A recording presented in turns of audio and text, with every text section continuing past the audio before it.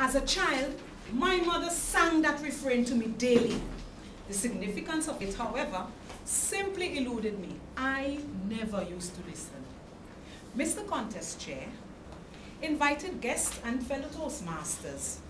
Even as a teacher, though I've always impressed upon my students the need for effective listening, it was not until I became a Toastmaster that I actually experienced the joy and benefit of sitting, focusing on the speaker, and actually listening to what is being said. Not listening, I'm sure, we can all identify with. I remember my youngest brother, Billy, had a terrible habit of not listening. He heard well enough, but he just did not listen. I remember every Sunday after Sunday school, my two older brothers would chase the vagrants around Kingston. There was an especially athletic and aggressive one called Togo. He was deemed to be quite ugly, so they called him the Beast. He was their special case. Before every episode, my older brothers would send Billy ahead to get out of the way as he was not up to the task. On this particular Sunday, however, Billy decided that he was old enough and he wanted in. After much begging and coaxing and pleading, they consented. My oldest brother's instruction to Billy was, say Togo the Beast and run. Now Billy, overwhelmed with excitement at his inclusion, he didn't stop to listen. He heard well enough, but he did not stop to listen. My two brothers ran ahead, and Billy was now charged with anticipation to face the vagrant. This was Billy. Togo the Beast and run. Now you could imagine the consequences of such action. Have you ever found yourself in a situation where you think that you heard what was said, but you don't really know what was said? That is called marginal listening. When you engage in this type of listening, you tend to lose information along the way. You will fail to check for things like intonation. Hence, the meaning of what is being said could be easily lost, like in Billy's case. Effective listening, on the other hand, sees the listener actively engaged in the task, focusing on the speaker and actually listening to what is being said. That is the kind of listening that Toastmasters encourages. Why? Because marginal listening could get you into trouble. Marjorie Kellogg, best-selling author and playwright, once said to a friend, "You seldom listen to me. And when you listen, you don't hear. And when you hear wrong." Well, Marjorie must have known my niece, Eleanor.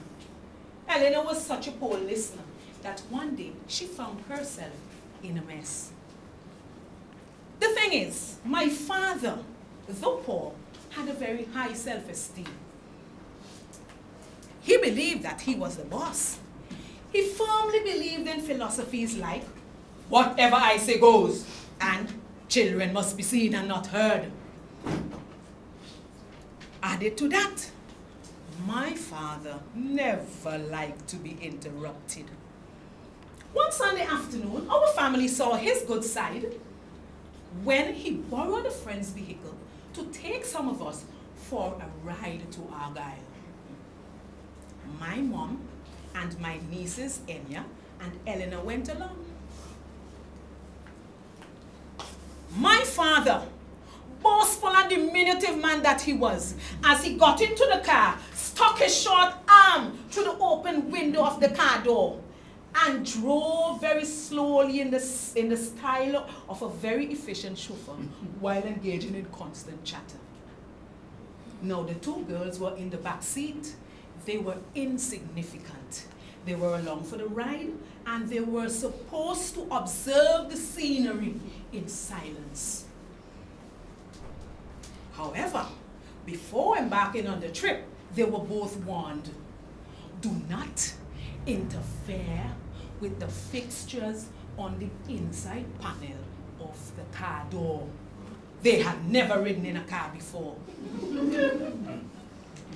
My father chatted and drove and chatted and drove. Elena, who was not listening while he spoke, chose to experiment and to turn some of the fittings on the inside of the car door. Lo and behold, the car door opened and she fell out. My father, so wrapped up in himself and his chattering, did not hear a thing. Now, Enya, she sat on the back seat in abject consternation, afraid to interrupt my father. When it became too unbearable, Enya reached forward and patted the front seat on which my father sat and said hesitantly, "Grandpa, Eleanor dropped out the car." Scratch! There was sudden brakes!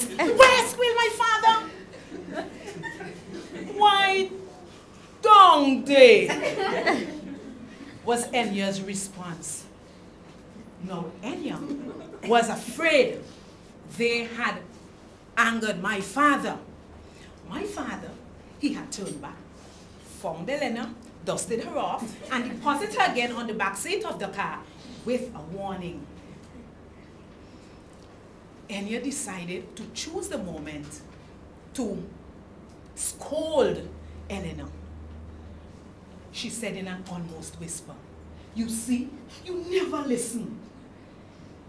Enya boasted up herself and said, "I don't care. I know how to open card now, though." I am sure that everyone here would agree with me